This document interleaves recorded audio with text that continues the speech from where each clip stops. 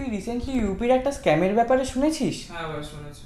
ইউপির current CM Yogi Adityanath মাস marriage scheme launch করেছিল। এই স্কিমের মধ্যে ইউপির একটা জেলায় 537খানা কাপলসদের বিবাহ হওয়ার কথা ছিল এবং প্রত্যেকটা কাপলসের জন্য 51,000 টাকা করে ধার্য করা হয়েছিল, যার মধ্যে 35,000 টাকা মেয়ে পক্ষ পাবে এবং 10,000 টাকা ইভেন্টে যাবে, আর 6,000 টাকা বিভিন্ন খরচপাতিতে খরচ করা হবে গভর্নমেন্টের দ্বারা।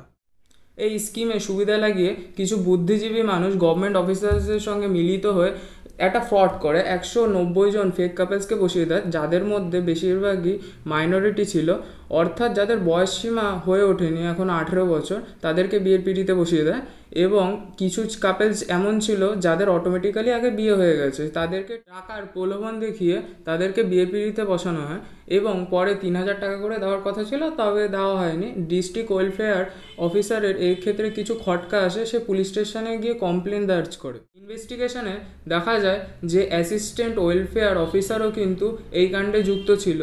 এইসব স্কিম কিন্তু আপনার আমাদের মতন সাধারণ মানুষদের ইনকাম ট্যাক্সের টাকা দিয়ে হয়ে থাকে এবং এইসব স্কিমে সব থেকে বেশি ফ্রড হয়ে থাকে।